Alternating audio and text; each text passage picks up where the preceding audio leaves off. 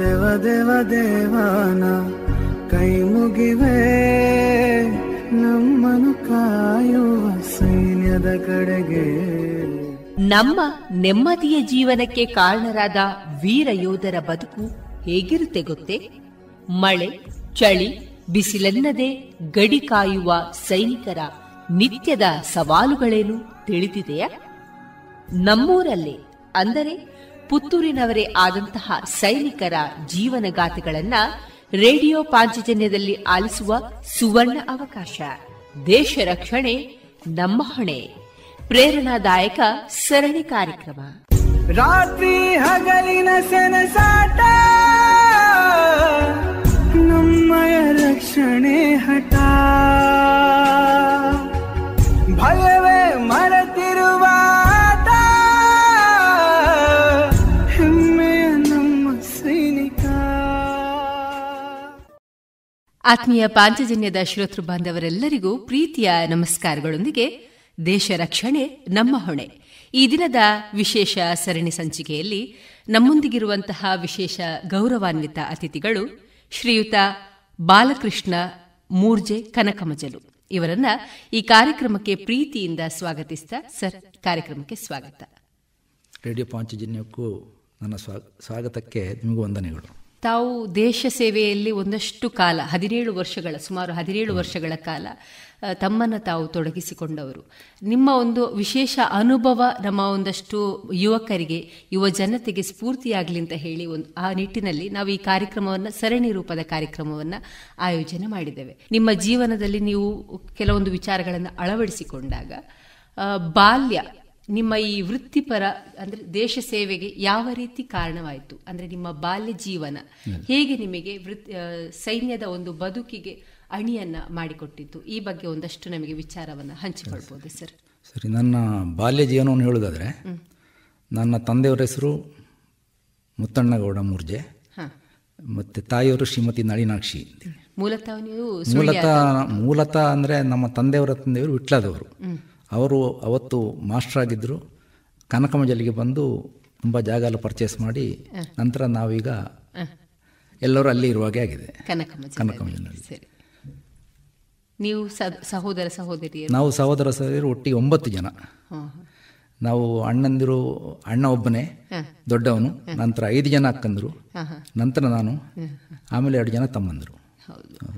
ಒಟ್ಟು ಒಂದು ತುಂಬು ಕುಟುಂಬ. ನಿಮ್ಮ ಈ ತುಂಬು ಕುಟುಂಬದಲ್ಲಿ ನಿಮ್ಮ ವಿದ್ಯಾಭ್ಯಾಸ ಹೇಗೆ? ವಿದ್ಯಾಭ್ಯಾಸ ಸಾಧಾರಣವಾಗಿ ಆಗಿನ ಕಾಲಘಟ್ಟದಲ್ಲಿ ಕಷ್ಟದ ಪರಿಸ್ಥಿತಿ ಇದ್ರೂ ಕೂಡ ಮಾಡ್ತಾ ಇದ್ದೆವು. ಅಕ್ಕನವರು ಕೂಡ ಎಲ್ಲ SSLC PUC ವರೆಗೆ ಮಾಡಿ ಒಬ್ಬರು ಅಕ್ಕ ಟೀಚರ್ ಆಗಿದ್ದಾರೆ, ರಿಟೈರ್ಡ್ ಆಗಿದ್ದಾರೆ. ಹಾಗೆ ಅಣ್ಣ ಕೂಡ ಅವತ್ತು ವಿವೇಕಾನಂದ ಕಾಲೇಜಲ್ಲಿ, ಅವ್ರದ್ದು ಡೇಟ್ ಆಫ್ ಬರ್ತ್ 47, ಯಾವ ಡಿಗ್ರಿ ಮಾಡಿದ್ದು ಗೊತ್ತಿಲ್ಲ, ಅಂತೂ ಅಣ್ಣ ಇದೇ ವಿವೇಕಾನಂದ ಕಾಲೇಜಲ್ಲಿ BA ಮಾಡಿದ್ದಾರೆ. ಈಗ ಅವರು KSRTCಯಲ್ಲಿ ಡಿವಿಷನ್ ಮ್ಯಾನೇಜರ್ ಆಗಿದ್ದರು, ರಿಟೈರ್ಡ್ ಆಗಿ ಈಗ ಹಾಸನದಲ್ಲಿದ್ದಾರೆ. ಹೀಗೆ ಮುಂದುವರಿತಾ ನಿಮ್ಮ ಸೈನ್ಯದ ಬದುಕು ಹೇಗೆ ಪ್ರಾರಂಭ ಆಯಿತು? ಅಂದರೆ ಕೆಲವರಿಗೆ ಒಂದು ಆಸೆ ಉಂಟು, ಸೈನ್ಯಕ್ಕೆ ಸೇರಬೇಕು, ಸೈನ್ಯದಲ್ಲಿ ನಾನು ಭಾರತ ಮಾತೆಯ ಸೇವೆಯನ್ನು ಮಾಡಬೇಕು.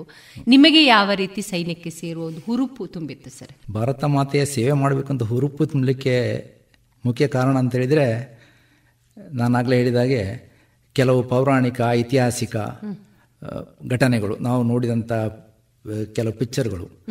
ಮೊದಲಾಗಿ ಹೇಳಬೇಕಾದ್ರೆ ಡಾಕ್ಟರ್ ರಾಜಕುಮಾರ್ ಅವರ ಆಪರೇಷನ್ ಡೈಮಂಡ್ ರಾಕೆಟ್ ಅಂದರೆ ಒಂದು ಪಿಕ್ಚರ್ ಇತ್ತು, ಅದನ್ನು ನಾನು 21 ಸಲ ನೋಡಿದ್ದೇನೆ. ಆಮೇಲೆ ಮಯೂರ ಪಿಕ್ಚರ್ ಇದೆ ಪುತ್ತೂರಲ್ಲಿ, ಒಂದೇ ದಿವಸದಲ್ಲಿ 3 ಶೋ ನೋಡಿದ್ದೇನೆ. ಅಂದರೆ ಐತಿಹಾಸಿಕವಾಗಿ ನನಗೆ ಭಾಳ ಇಂಟ್ರೆಸ್ಟ್ ಇತ್ತು ಅವರು ಮಾಡುವಂಥ ಯುದ್ಧದ ವಿಷಯಗಳಲ್ಲೆಲ್ಲ. ಆಮೇಲೆ ಇದರಲ್ಲಿ ಪೌರವ ಮತ್ತು ಅಲೆಕ್ಸಾಂಡರ್ ಒಂದು ಬರ್ತದೆ ಕತೆ, ಹೈಸ್ಕೂಲಲ್ಲಿ ಬರ್ತದೆ, ಅದು 7th 8th ಕೂಡ ಬರ್ತಾ ಕಾಣ್ತದೆ. ಆ ಕಥೆ ನನಗೆ ಭಾಳ ಪ್ರಭಾವ ಬೀಳಿತು. ಅದನ್ನೇ ನಾವು ನಮ್ಮ ಬಾಲ್ಯದಲ್ಲಿ ನಾಟಕವಾಗಿ ಕೂಡ ನಾವೇ ಒಂದು ಸಂಭಾಷಣೆ ಎಲ್ಲ ಬರೆಸಿ ಅದಕ್ಕೆ ಒಂದು ಮಾಸ್ಟರ್ ಹತ್ರ ಅದನ್ನು ತೋರಿಸಿ ಒಂದು ವೀರಕೇಸರಿ, ಭಾರತದ ವೀರಕೇಸರಿ ಅಂತೇಳಿ ಒಂದು ನಾಟಕವನ್ನು ಕೂಡ ಮಾಡಿದ್ದೀವಿ. ಆ ನಾಟಕದಲ್ಲಿ ನಾನು ಪೌರವನ ಪಾರ್ಟ್ ಮಾಡಿದ್ದೇನೆ. ಇದೆಲ್ಲ ಪ್ರೇರಣೆಯಿಂದಾಗಿ ಅಂತೂ ಟೋಟಲ್ ಆಗಿ ನಮಗೆ ಯುದ್ಧಕ್ಕೆ ಹೋಗುವುದಂದರೆ ಪರ್ವತಗಳನ್ನು ಹತ್ತುವುದು, ರೋಪಿಂದ ರೋಪಿಗೆ ಜಂಪ್ ಮಾಡೋದು, ಇಂಥ ಸಾಹಸ ಮಾಡಬೇಕಂತೇಳಿ ಮನಸ್ಸಲ್ಲಿ ಇತ್ತು.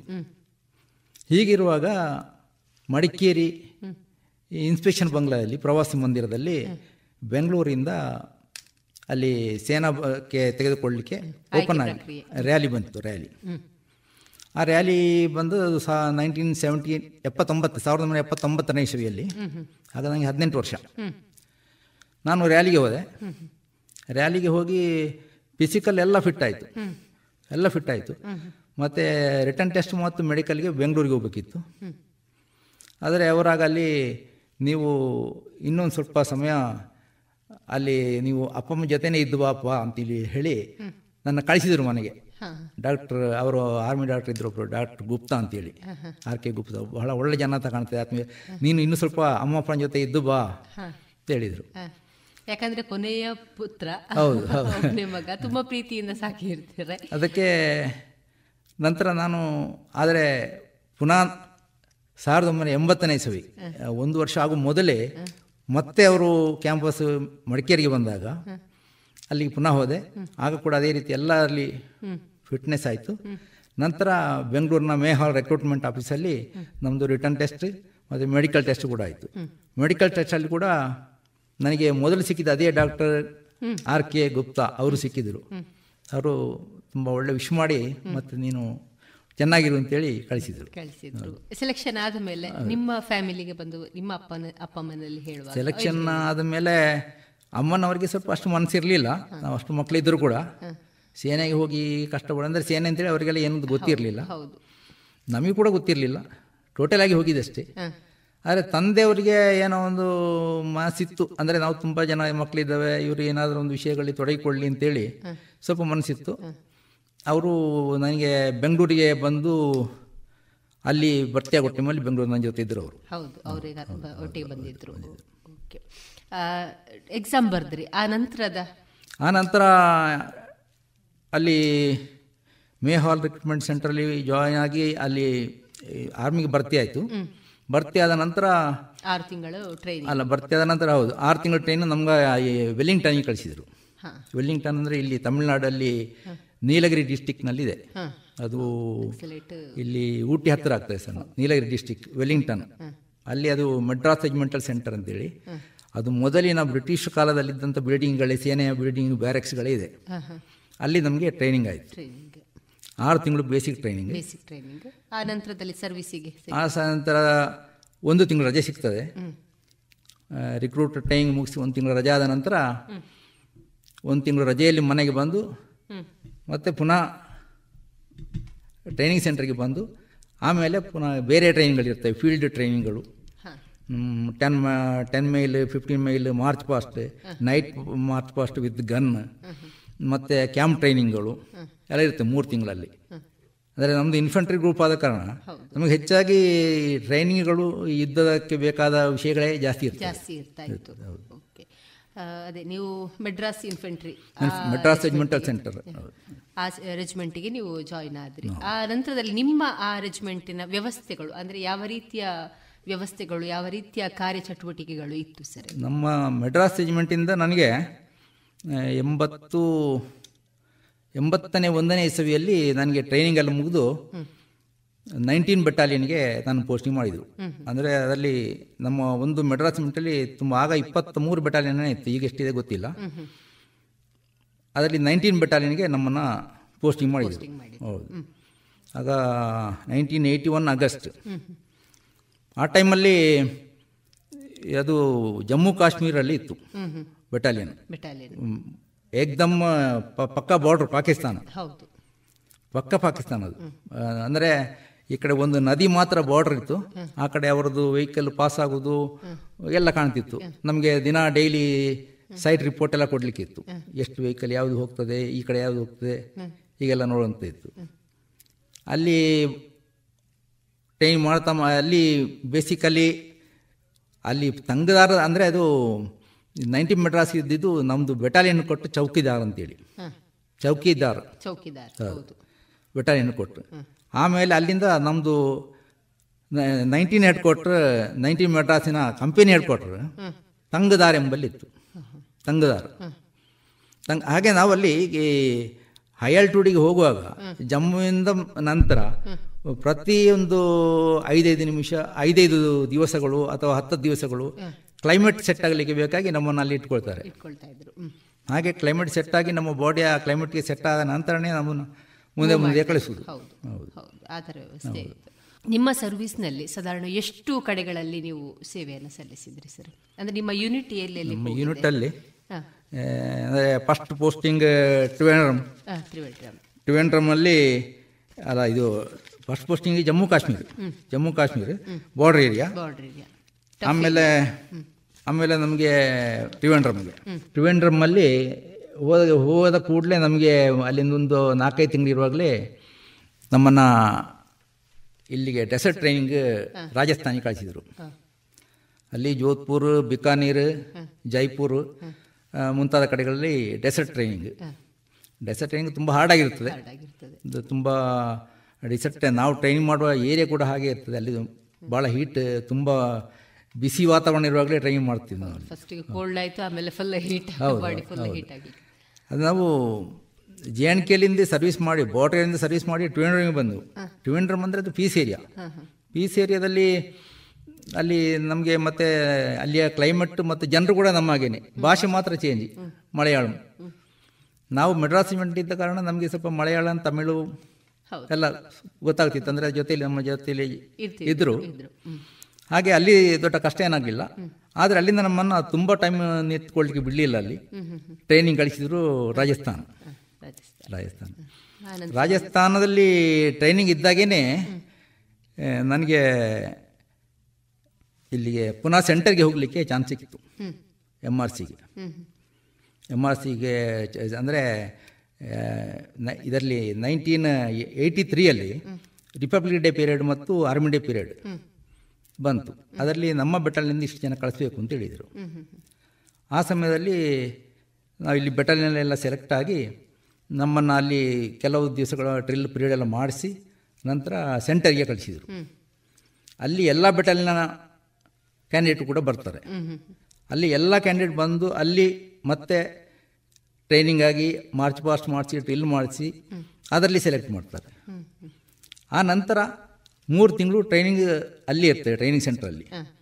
ಮತ್ತು ಜನವರಿ 15th ಆರ್ಮಿ ಡೇ, ಅದಕ್ಕಿಂತ 1 ತಿಂಗಳು ಮೊದಲೇ ನಾವು ಡೆಲ್ಲಿಗೆ ಹೋಗಿರ್ತೀವಿ. ಆರ್ಮಿ ಡೇ ಪೀರಿಯಡ್ ಆಗೋ ಗ್ರೌಂಡಲ್ಲೇ ಪ್ರಾಕ್ಟೀಸ್ ಮಾಡ್ತೀವಿ. ಆರ್ಮಿ ಡೇ ಆಗ್ತದೆ. ಆಮೇಲೆ ಜನವರಿ 26 ರಿಪಬ್ಲಿಕ್ ಡೇ ಪೀರಿಯಡ್ ಕೂಡ ಅಟೆಂಡ್ ಮಾಡಿ ನಂತರ ಬರ್ತೇವೆ. ಆದ ಕಾರಣ ನಾನು ಡೆಸರ್ಟ್ ಟ್ರೈನಿಂಗಲ್ಲಿ ಅರ್ಧದಿಂದಲೇ ಯೂನಿಟಿಗೆ ಬಂದು ಅಲ್ಲಿ ಸೆಲೆಕ್ಟ್ ಆಗಿ ಮತ್ತೆ ಟ್ರೈನಿಂಗ್ ಹೋಗಿ ಅದೊಂದು ರಿಪಬ್ಲಿಕ್ ಡೇ ಪೀರಿಯಡ್ ಮಾಡಲಿಕ್ಕೆ ಚಾನ್ಸ್ ಸಿಕ್ಕಿತ್ತು. ಒಂದಷ್ಟು ವಿಚಾರಗಳನ್ನು ನೀವೀಗಾಗಲೇ ಹೇಳಿದ್ರಿ ಸರ್.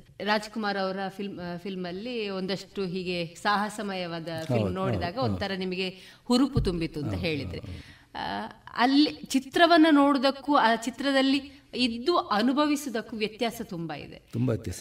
ಹೇಗೆ ನೀವು ಆ ಪರಿಸ್ಥಿತಿಯನ್ನು ಎದುರಿಸಿದ್ರಿ? ತುಂಬ ವ್ಯತ್ಯಾಸ ಇದೆ. ಅಂದರೆ ನಾವು ಫಿಲ್ಮಲ್ಲಿ ಏನು ನೋಡ್ತೇವೋ ಅದೇ ರೀತಿಯಲ್ಲಿ ಆಗೋದೇ ಇಲ್ಲ. ಆ್ಯಕ್ಚುಲಿ ರಿಯಲಾಗಿ ಏನು ನಡೀತದ ಅದಕ್ಕಿಂತ 4 ಪಟ್ಟು ಜಾಸ್ತಿ ಫಿಲ್ಮಲ್ಲಿ ತೋರಿಸ್ತಾರೆ. ಆದರೆ ಒಬ್ಬನಿಗೆ ಒಂದು ಉತ್ತೇಜನ ಕೊಡಲಿಕ್ಕೆ ಅಂಥ ಸೀನರ್ಗಳನ್ನು ನೋಡಿದರೆ ನಮಗೆ ಸ್ವಲ್ಪ ಮನಸ್ಸು ಇನ್ನೂ ಗಟ್ಟಿಯಾಗ್ತದೆ. ಹೌದು. ಒಂದು ವೇಳೆ ಸರ್ ನೀವೀಗ ಆರ್ಮಿಗೆ ಹೋಗದೇ ಇರ್ತಿದ್ರೆ ಏನಾಗ್ತಾ ಇತ್ತು? ಅದು ನೀವು ಒಂದು ಪ್ರಶ್ನೆ ಕೇಳಿದಂದರೆ, ನನಗೆ 18 ವರ್ಷ ನಂತರ ಆ ಟೈಮಲ್ಲಿ ನಾನು ಈ ರಾಜಕುಮಾರ್ನ ಹೆಚ್ಚಿನ ಪಿಕ್ಚರ್ ನೋಡ್ತಾ ಇದ್ದ ಕಾರಣ ನನಗೆ ಕೂಡ ಒಂದು ಆ್ಯಕ್ಟರ್ ಆಗಬೇಕು ಅಂತ ಇಷ್ಟ ಇತ್ತು. ನಾನು ತುಂಬ ಸಲ ಕೆಲವು ಆ್ಯಡ್ಗಳು ಬರೋದು ಇದರಲ್ಲಿ ಅದಕ್ಕೆಲ್ಲ ಹಾಕ್ತಾ ಇದ್ದೆ. ನಂತರ ನಾನು ಆರ್ಮಿಗೆ ಸೇರಿದ ನಂತರ ನನಗೆ ನನ್ನ ಅಕ್ಕ ಒಂದು ಲೆಟರ್ ಕಳಿಸಿದರು. ನಾನು ಈ ಆರ್ಮಿಗೆ ಸೇರೋ ಮೊದಲು ಒಂದು ಇಂಟರ್ವ್ಯೂ ಹೋಗಿದ್ದೇನೆ ಉಡುಪಿಯಲ್ಲಿ. ಅಲ್ಲಿ ಯಾವುದೋ ಒಂದು ಫಿಲ್ಮಿನವರು ಕರೆದಿದ್ದರು. ಹಾಗೆ ಹೋಗಿದ್ದೆ ನಾನು. ಹೋಗಿ ಅದು ತುಂಬ ಸಮಯ ಆಯಿತು. ಆಮೇಲೆ ನಾನು ಜಾಯ್ನ್ ಆದೆ. ಆದರೆ ಅವ್ರದ್ದು ಆ ನಂತರ ಒಂದು ಲೆಟರ್ ಬಂದಿತ್ತಂತೆ, ಕಾಲ್ ಮಾಡಿದ್ರು ಅವರು. ಆದರೆ ಆ ನಂತರ ನಾನು ಇನ್ನೂ ಹೋಗೋದಿಲ್ಲ ಅಂತೇಳಿ ಡಿಸೈಡ್ ಮಾಡಿದೆ. ಟ್ರೈನಿಂಗಲ್ಲೇ ಇದ್ದೆ, ಬೇಸಿಕ್ ಟ್ರೈನಿಂಗಲ್ಲೇ ಇದ್ದೆ. ಹೌದು. ಕಷ್ಟ ಅಂತ ಅನ್ನಿಸ್ಲಿಲ್ವಾ? ಬೇಸಿಕ್ ಟ್ರೈನಿಂಗ್ ಆ್ಯಕ್ಚುಲಿ ತುಂಬ ಕಷ್ಟ ಉಂಟು. ಕಷ್ಟ ಇಲ್ಲ ಅಂತ ಹೇಳಲಿಕ್ಕೆ ಸಾಧ್ಯ ಇಲ್ಲ. ಒಂದು ಕಡೆಯಲ್ಲಿ ಮನೆಯದ್ದು ನೆನಪು, ಅಮ್ಮಂದು ನೆನಪಾಗುವುದು. ಅಮ್ಮನಿಗೇನು ಕಷ್ಟ ಆಗ್ತದ, ಅದೇ ನಾವು ಮನೇಲಿರುವಾಗ ಏನಾರು ಅಮ್ಮನಿಗೆ ಕಷ್ಟ ಆದರೆ ಹೆಲ್ಪ್ ಮಾಡ್ತಿದ್ದೆವು. ಇಂಥ ನೆನಪೆಲ್ಲ ತುಂಬ ಕಾಡ್ತಿತ್ತು. ಟ್ರೈನಿಂಗ್ ಟೈಮಲ್ಲಿ ನಾವು ವಿಚಾರ ಮಾಡಿದ್ದು ಉಂಟು, ಪೆನ್ಸ್ ಕ್ರಾಸ್ ಮಾಡಿ ಹೋಗುವ ಅಂತೇಳಿ. ಆದರೆ ಅದೇನೋ ಒಂದು ಒಳ್ಳೆಯ ಇದಂತ ಹೇಳ್ಬೋದು. ನಾವು ಫುಲ್ ಟ್ರೈನಿಂಗ್ ಮುಗಿಸಿ ಸರ್ವಿಸ್ ಕೂಡ ಫುಲ್ ಮುಗಿಸಿಕೊಂಡು ಬಂದ್ವಿ. ಆದ ಕಾರಣ ಈಗ ಜೀವನಕ್ಕೆ ಒಂದು ದಾರಿಯಾಗಿದೆ. ಅದೇ ಸಾಧಾರಣ ನಾವು ಈ ಭಾರತ ಮಾತೆಯ ಸೇವೆಯನ್ನ ಮಾಡುವವರು ಯಾವತ್ತೂ ಜೀವನದಲ್ಲಿ ಸೋಲುವುದಿಲ್ಲ ಅಂತ ಹೇಳೋದು ಮಾತಿದೆ. ಹಾಗೆ ಉತ್ತಮ ರೀತಿಯಲ್ಲಿ ನೀವು ಇದ್ದೀರಿ ಅಂತ ಹೇಳಿ. ಆದರೆ ಆ ಟೈಮಲ್ಲಿ ಮಾತ್ರ ಯಾವ ರೀತಿ ನಾವು ಭಾರತ ಮಾತೆ ಸೇವೆಗೆ ಬರಬೇಕು ಅಂತ ಉದ್ದೇಶ ಮತ್ತು ಇಂಟ್ರೆಸ್ಟ್ ಇತ್ತು, ಅವಕಾಶ ಇತ್ತು. ಹಾಗೆ ಮಾತ್ರ ತಾಯಿಯ ನೆನಪು ಮಾತ್ರ ಒಂದು ತುಂಬ ಕಾಡ್ತಿತ್ತು. ಅದು ಸರ್ವಿಸ್ ಮುಗಿಯೋವರೆಗೂ ಕಾಡ್ತಾ ಇತ್ತು. ಒಂದಷ್ಟು ಟಫ್ ಏರಿಯಾ ಆಗಿರ್ಬೋದು ಅಥವಾ ಈಸಿ ಏರಿಯಾ ಇರ್ಬೋದು, ಒಂದಷ್ಟು ಕಡೆಗಳಲ್ಲಿ ನೀವು ಸರ್ವಿಸನ್ನು ಮಾಡಿದ್ರಿ ಸರ್. ಅದಾಗಿ ನಿಮ್ಮ ಈ 17 ವರ್ಷದ ಸರ್ವಿಸ್ನಲ್ಲಿ ಯುದ್ಧದ ಸಂದರ್ಭಗಳು ಬರಲಿಲ್ವಾ? ನಾವು ಇರುವಾಗ ಯುದ್ಧದ ಸಂದರ್ಭಗಳು ಅಂತ ಬರಲಿಲ್ಲ. 1980 96, 97 ಯುದ್ಧ ಸಂದರ್ಭ ಅಂತ ಬರಲಿಲ್ಲ. ಕಾರ್ಗಿಲ್ ವಾರ್ ಎಲ್ಲ ಆನಂತರ ಆಗಿದ್ದು. ಇದು 1986 ಪಂಜಾಬ್ ಇದ್ದೊಂದು ಆಪರೇಷನ್ ಬ್ಲೂ ಸ್ಟಾರ್ ಅದು ಬಂದಿತ್ತು. ಆಪರೇಷನ್ ಬ್ಲೂ ಸ್ಟಾರ್ ಆಗುವಾಗ ನಾವು ಆಗತಾನೆ ನಾವು ಜಮ್ಮು ಕಾಶ್ಮೀರ ಬಾರ್ಡರಿಂದ ಟ್ರಿವೆಂಡ್ರಮ್ ಬಂದಿದ್ದು. 82 ಬಂದಿದ್ದೇವೆ ನಾವು. ಇದು 83, 84 ಆಗಿದ್ದು. ಆದರೆ ನಮಗೆ ಹೋಗ್ಲಿಕ್ಕೆ ಇರಲಿಲ್ಲ ಯುದ್ಧಕ್ಕೆ, ಆದರೆ ರೆಡಿ ಫಾರ್ ಆ್ಯಕ್ಷನ್. ನಾವು ಯಾವುದೇ ಮೂಲೆಯಲ್ಲಿ ಇದ್ರೂ ಕೂಡ, ಅದು ತುಂಬ ನಾರ್ತಲ್ಲಿ ಇತ್ತು, ಇಲ್ಲಿ ಸೌತಲ್ಲಿ ಇತ್ತು, ಆದರೂ ಕೂಡ ಯಾವುದೇ ಸಂದರ್ಭದಲ್ಲಿ ಹೋಗ್ಲಿಕ್ಕೂ ನಮ್ಮದು ಫುಡ್, ಅಮ್ಯುನೇಷನ್, ಡ್ರೆಸ್, ಬೆಡ್ ಎಲ್ಲ ಕಟ್ಟಿ ರೆಡಿ. ಅಂದರೆ ಅದು ಒಂದು QRT ಅಂತ ಹೇಳ್ತಾರೆ, ಕ್ವಿಕ್ ರಿಯಾಕ್ಷನ್ ಟೀಮ್. ಯಾವಾಗ ಕಾಲ್ ಬರ್ತದೆ ಹೋಗುದೇ. ಆದರೆ ಹೋಗುವಂಥ ಸಂದರ್ಭ ಬರಲಿಲ್ಲ. ನಂತರ ಆಪರೇಷನ್ ಅಂದರೆ ಕೆಲವು ವಾರ್ ಶೋವಿಂಗ್ ಆಪರೇಷನ್ಸ್ ಎಲ್ಲ ಮಾಡ್ತೇವೆ ನಾವು. ಅಂದರೆ ವಾರಲ್ಲಿ ಆ್ಯಕ್ಚುಲಿ ಏನೆಲ್ಲ ಆಗ್ತದೆ ಅದನ್ನೇ ನಾವು ಆಪರೇಷನ್ ಎಕ್ಸರ್ಸೈಸ್ ರೂಪದಲ್ಲಿ ಮಾಡ್ತೀವಿ. ಡೈಲಿ ಅಂತಲ್ಲ, ಒಂದು ದೊಡ್ಡ ದೊಡ್ಡ ಆಪರೇಷನ್ಗಳು ರಾಜಸ್ಥಾನದಲ್ಲೆಲ್ಲ ಆಗ್ತದೆ. ಅದರಲ್ಲಿ ಇದು ಏರ್ಫೋರ್ಸ್ ಆ್ಯಂಡ್ ಆರ್ಮಿ ಒಟ್ಟಿಗೆ ಸೇರಿಕೊಂಡು ಕೂಡ ಟ್ರೈನಿಂಗ್ ಮಾಡುವಂಥ ಸಂದರ್ಭ ಉಂಟು. ಆಮೇಲೆ ಶ್ರೀಲಂಕಾಕ್ಕೆ ಹೋಗುವಂಥ ಒಂದು ಸಂದರ್ಭ ಸಿಕ್ಕಿತ್ತು ನನಗೆ, ಶ್ರೀಲಂಕಾಕ್ಕೆ. ಅದು ಒಳ್ಳೆಯ ಒಂದು ಅನುಭವ. ಅಂದರೆ ಏನು ಅನುಭವ ಹಂಚಿಕೊಳ್ಬೋದು? ಹಂಚಿಕೊಳ್ಳಲಿಕ್ಕೆ ಅಂದರೆ ಅದೇ ಶ್ರೀಲಂಕಾಕ್ಕೆ ಹೋಗುವಾಗ ನಮ್ಮದು ಮೆಡ್ರಾಸ್ ರೆಜಿಮೆಂಟ್. ನಮಗೆ ನಮ್ಮದು ಭಾಷೆ ಆರ್ಮಿಯಲ್ಲಿ ಹಿಂದಿ ಆಗಿದ್ರು ಕೂಡ ಮೆಡ್ರಾಸ್ ರೆಜಿಮೆಂಟಲ್ಲಿ ಇದು ತಮಿಳ್ ಮುಖ್ಯ. ಅಂದರೆ ನಮ್ಮ ಮಾತೃಭಾಷೆ ಇದ್ದ ಹಾಗೆ, ರೆಜಿಮೆಂಟಲ್ನ ಮಾತೃಭಾಷೆ ಅಂತಲೇ ಹೇಳ್ಬೋದು. ಅಲ್ಲಿ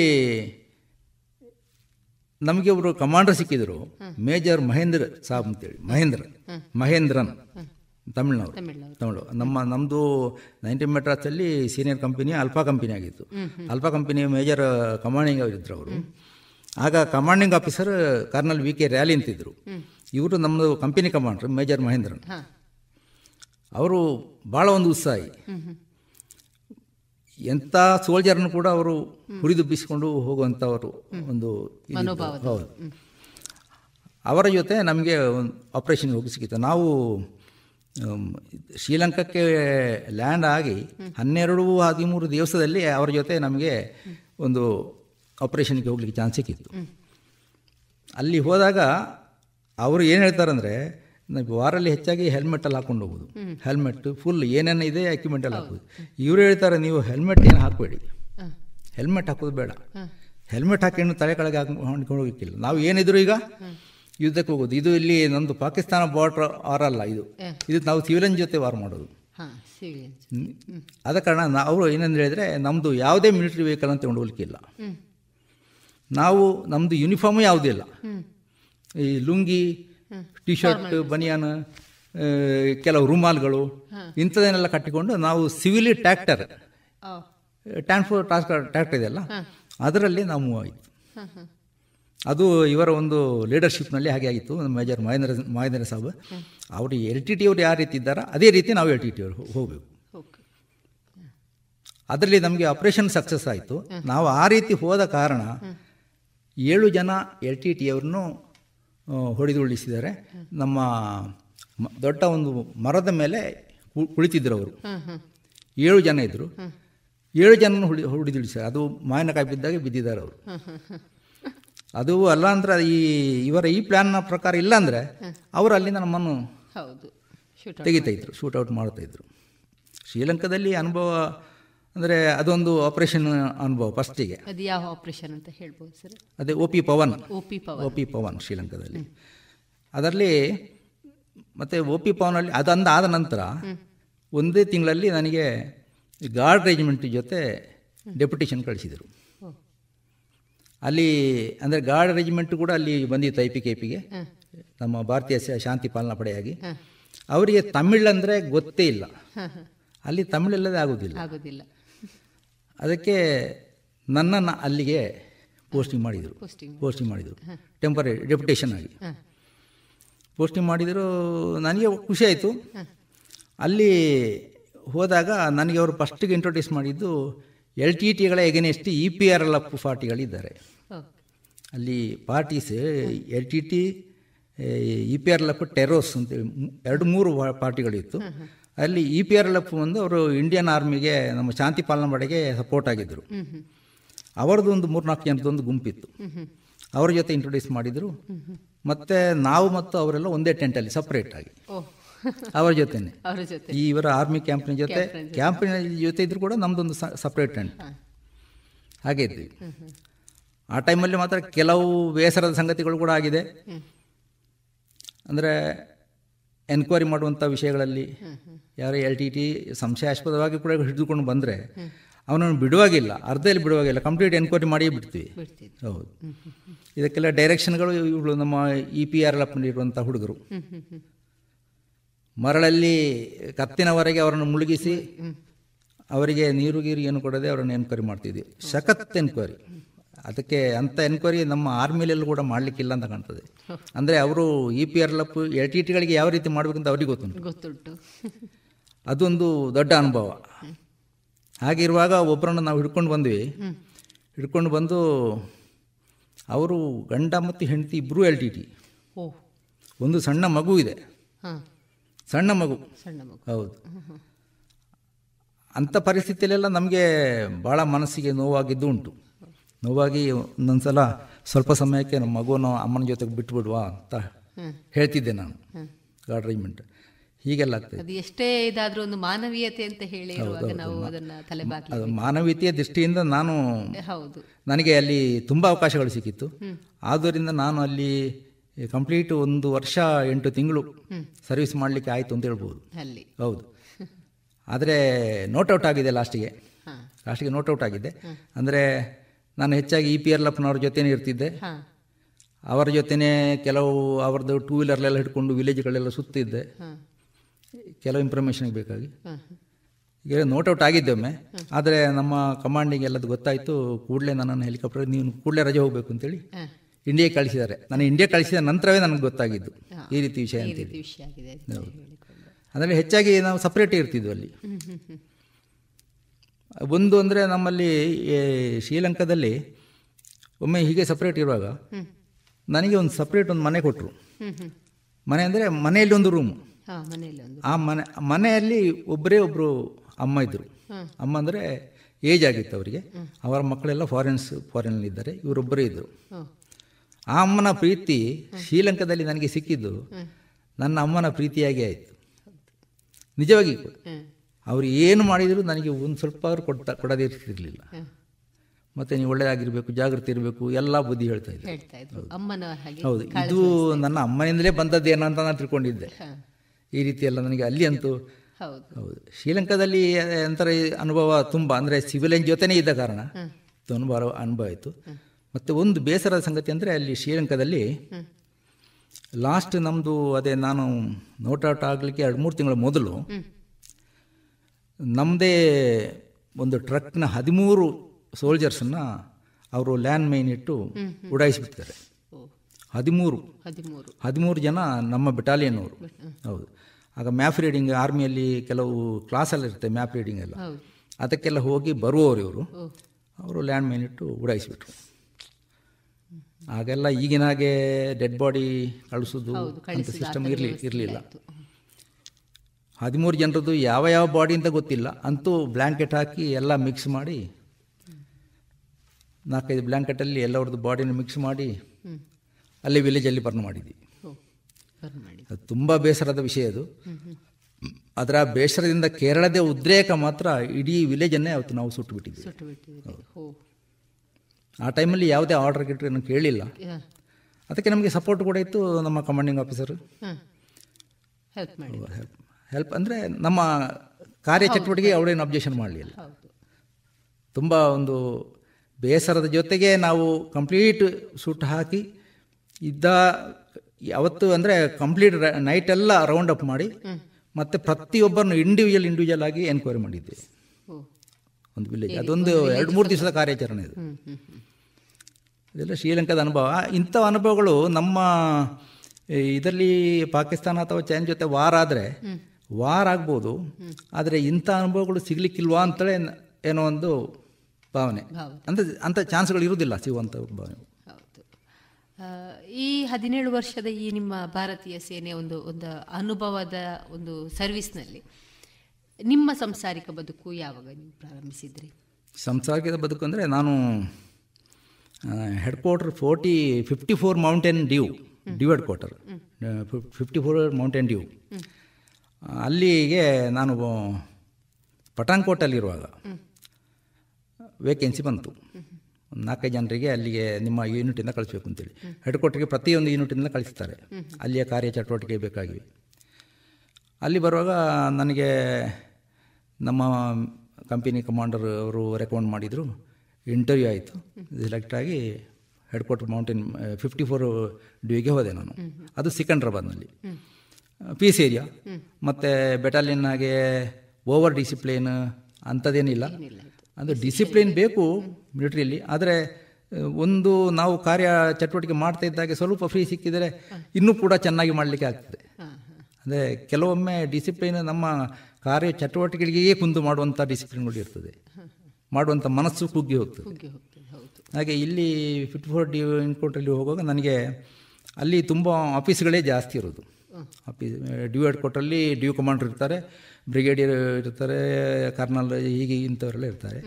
ಹಾಗೆ ನನಗೆ ಅಲ್ಲಿ ಎಸ್ಟಾಬ್ಲಿಷ್ಮೆಂಟ್ ಬ್ರ್ಯಾಂಚಿಗೆ ಹಾಕಿದರು. ಎಸ್ಟಾಬ್ಲಿಷ್ಮೆಂಟ್ ಬ್ರ್ಯಾಂಚಲ್ಲಿ ಡಿಸ್ಪ್ಯಾಚ್ ಕ್ಲರ್ಕ್. ನಾನೇನು ಕ್ಲರಿಕಲ್ ಕೋರ್ಸ್ ಮಾಡಲಿಲ್ಲ, ಆದರೆ ಅವರು ನೀನು ಡಿಸ್ಪ್ಯಾಚ್ ಕ್ಲರ್ಕ್ ಮಾಡ್ತಾ ಇರು ಅಂತ ಹೇಳಿದರು. ಆ ಪೋಸ್ಟ್ ನನಗೆ ಅಲ್ಲಿ ತುಂಬ ಒಳ್ಳೆಯ ಅನುಭವ ಕೂಡ ಸಿಕ್ಕಿತ್ತು. ಹೆಡ್ ಕ್ವಾರ್ಟರಿಂದ ಯಾವ ರೀತಿ ಬ್ರಿಗೇಡಿಗೆ ಮತ್ತು ಬೆಟಾಲಿಯನ್ ಹೆಡ್ ಕ್ವಾರ್ಟರ್ಗಳಿಗೆ ಬೇರೆ ಬೇರೆ ರೆಜಿಮೆಂಟ್ಗಳನ್ನ ಯಾವ ರೀತಿ ಕಾಂಟ್ಯಾಕ್ಟ್ ಮಾಡೋದು, ಅವರಿಗೆ ಲೆಟ್ರ್ ಕಳಿಸೋದು, ಅವರಿಂದ ಬರುವಂಥ ಲೆಟ್ರ್ಗಳನ್ನು ನಾವು ಇಲ್ಲಿ ಪುಟಪ್ ಮಾಡೋದು, ಇಂಥ ಅನುಭವಗಳೆಲ್ಲ ತುಂಬ ಸಿಕ್ಕಿತ್ತು. ಮತ್ತು ಅದೇ 54 ಡ್ಯೂವಲ್ಲಿರುವಾಗ ಆರ್ಮಿ ಪೋಸ್ಟಲ್ ಸರ್ವಿಸ್ ಅದು ನಮ್ಮ ಜೊತೆಯೇ ಇತ್ತು, ಒಂದೇ ಬಿಲ್ಡಿಂಗಲ್ಲಿತ್ತು. ಅದರಲ್ಲಿ ಕೂಡ ರಜೆ ಹೋದಾಗ ನಮ್ಮನ್ನು ಅಲ್ಲಿ ತಗೊಳ್ತಿದ್ರು. ಹಾಗೆ ನಮಗೆ ಅದೊಂದು, ನಾವು APS ಅಲ್ಲದಿದ್ದರೂ ಕೂಡ ಆರ್ಮಿ ಪೋಸ್ಟಲ್ಲಿ ಸರ್ವಿಸ್ ಮಾಡೋದು. ಹೌದು, ಅಂದರೆ ಎಲ್ಲ ಅನುಭವಗಳು ಸಿಕ್ತು.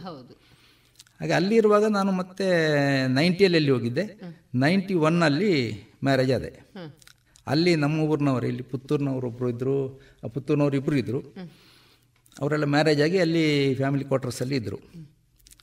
ಅದನ್ನು ನೋಡುವಾಗ ನನಗೆ ಆಯಿತು, ಇನ್ನೂ ಇದೊಂದು ಸ್ವಲ್ಪ ಒಳ್ಳೆ ಏರಿಯಾ, ಇಲ್ಲಿ ಈ ಟೈಮಲ್ಲಿ ಮ್ಯಾರೇಜ್ ಆದರೆ ಸ್ವಲ್ಪ ಸಮಯ ಫ್ಯಾಮಿಲಿ ಜೊತೆಯಲ್ಲಿ ಇರ್ಬೋದು ಅಂತ ಹೇಳ್ಕೊಂಡು ಇಲ್ಲರ ನಾನು ಕಂಪ್ಲೀಟ್ ಸರ್ವಿಸ್ ಮಾಡಿಯೇ ಮದುವೆ ಸಂಸಾರ ಮಾಡುವಂಥ ವಿಚಾರದಲ್ಲಿದ್ದೆ. ಆದರೆ ಇಲ್ಲಿ ಅಂದರೆ ಪ್ರತಿಯೊಬ್ಬರನ್ನು ಸಾಯಂಕಾಲ ಇವರು ಫ್ಯಾಮಿಲಿ ಜೊತೆ ಮಕ್ಕಳ ಜೊತೆ ಹೋಗೋದು, ವಾಕಿಂಗ್, ಅದು ಇಂಥ ಎಲ್ಲ ನೋಡು ಅಂಥ ಅವಕಾಶಗಳಿತ್ತು ಅಲ್ಲಿ. ಹಾಗೆ ಅಲ್ಲಿ 91ನಲ್ಲಿ ನಂದು ಮ್ಯಾರೇಜ್ ಆಯಿತು. ಅಲ್ಲಿ ಇರುವಾಗ ಮ್ಯಾರೇಜ್ ಅಂದರೆ ಬರೀ 15 ದಿವಸ ರಜೆಯಲ್ಲಿ ಬಂದಿದ್ದೆ. ಮ್ಯಾರೇಜ್ ಆಗಿ ಕೂಡಲೇ ಕರ್ಕೊಂಡು ಹೋದೆ. ಫಸ್ಟ್ ಡೆಲಿವರಿ ಕೂಡ ಮಗಂದು ಅಲ್ಲೇ ಆಯಿತು, ಸಿಕಂದ್ರಾಬಾದಲ್ಲಿ. ತಂದೆ ತಾಯಿಯವರೆಲ್ಲ ಬಂದಿದ್ದರು, ಕ್ವಾರ್ಟರ್ಸ್ ಎಲ್ಲ ಇತ್ತು ನಮಗೆ.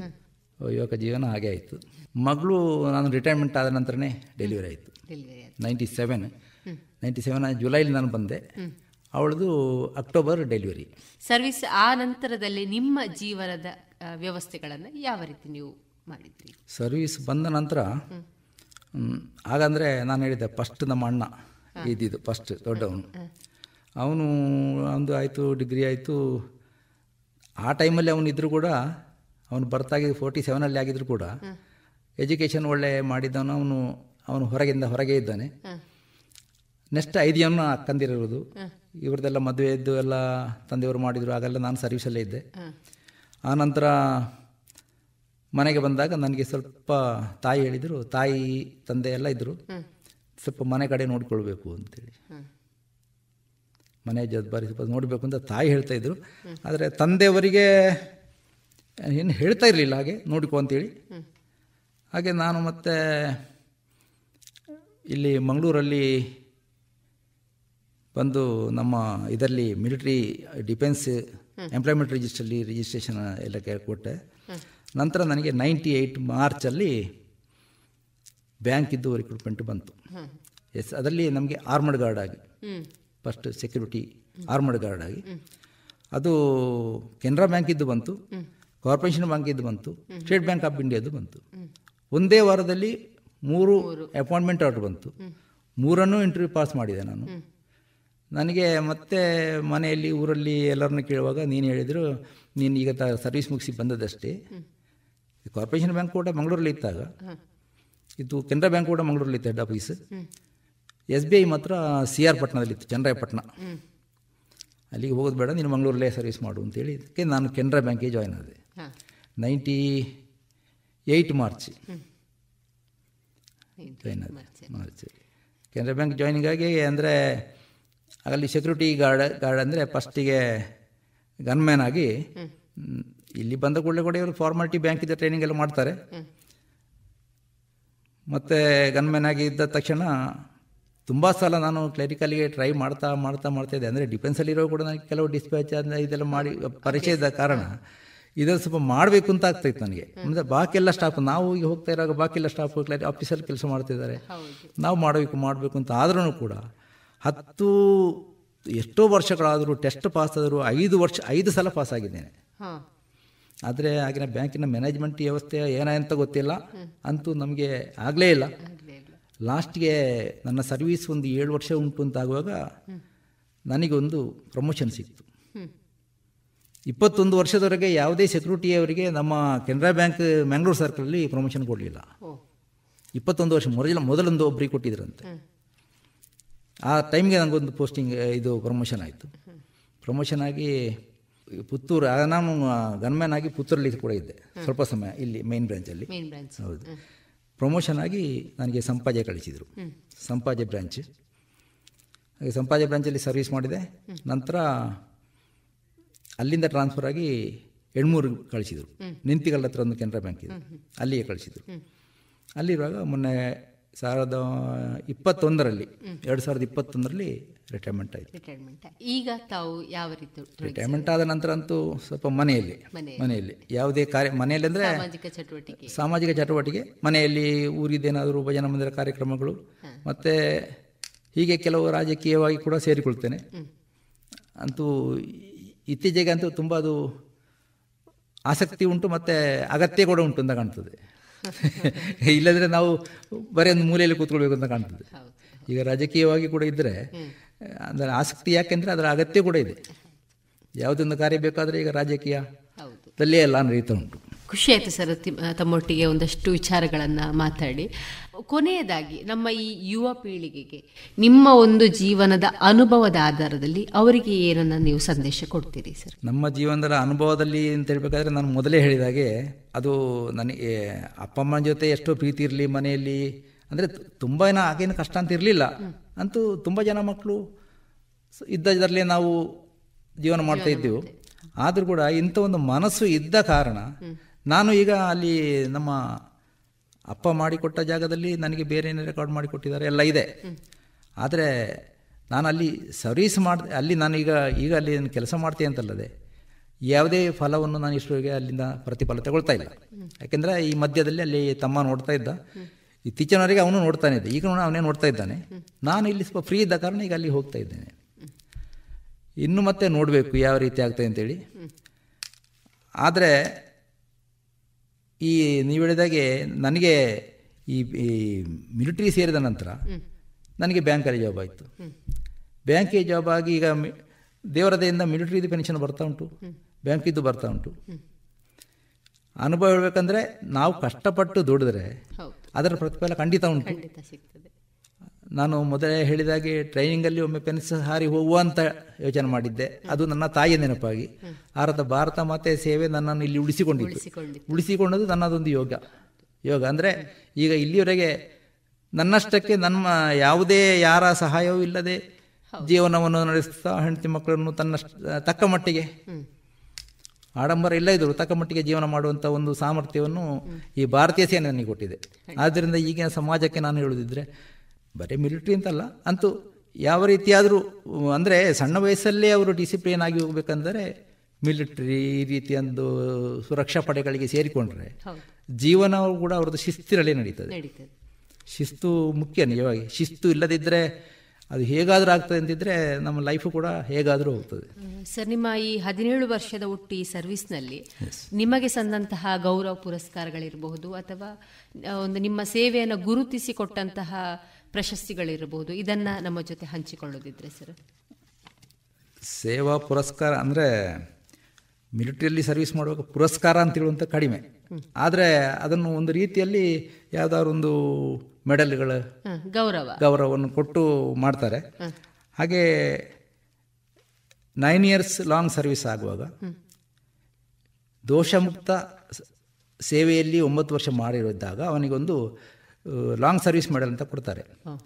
ಮೊದಲು ಅಷ್ಟರೊಳಗೆ ನನಗೆ ಯಾವುದೇ ಮೆಡಲ್ ಸಿಕ್ಕಿರಲಿಲ್ಲ, ಲಾಂಗ್ ಅದು ಸಿಗ್ತದೆ. ಆಮೇಲೆ Jammu and Kashmir service, Jammu and Kashmir medal ಒಂದು ಸಿಗ್ತದೆ. ಅಲ್ಲಿರುವಾಗ ನಾವು ಎತ್ತರವಾದ ಶಿಖರ, ಮಂಜಿನಿಂದ ಕೂಡಿದ ಶಿಖರಗಳಲ್ಲಿ ಸರ್ವಿಸ್ ಮಾಡಿದ್ದಕ್ಕೆ ಅದಕ್ಕೊಂದು ಇನ್ನೊಂದು ಹೈ ಆಲ್ಟಿಟ್ಯೂಡ್ ಏರಿಯಾ ಸರ್ವಿಸ್ ಅಂತೇಳಿ ಒಂದು ಮೆಡಲ್ ಸಿಗ್ತದೆ. ಹಾಗೆ Jammu Kashmir and high altitude area. ಆಮೇಲೆ ನಾಗಾಲ್ಯಾಂಡ್ ಸೇವಾ ಮೆಡಲ್ ಅಂತ ಸಿಗ್ತದೆ, ನಾಗಾಲ್ಯಾಂಡಲ್ಲಿ ಸರ್ವಿಸ್ ಮಾಡಿದ್ದೀವಿ. ಆಮೇಲೆ ಮಣಿಪುರಲ್ಲಿ ಸರ್ವಿಸ್ ಮಾಡಿದ್ದೀವಿ, ಅದಕ್ಕೆ ಸ್ಪೆಷಲ್ ಸರ್ವಿಸ್ ಮೆಡಲ್ ಅಂತ ಮಣಿಪುರಲ್ಲಿ ಸಿಗ್ತದೆ. ಆನಂತರ ಹೇಳಿದಾಗೆ ಶ್ರೀಲಂಕಾದಲ್ಲಿ ಶ್ರೀಲಂಕಾ ಸೇವಾ ಮೆಡಲ್ ಮತ್ತು ವಿದೇಶ ಸೇವಾ ಮೆಡಲ್, ಅದು ಆಪರೇಷನ್ ಪವನ್.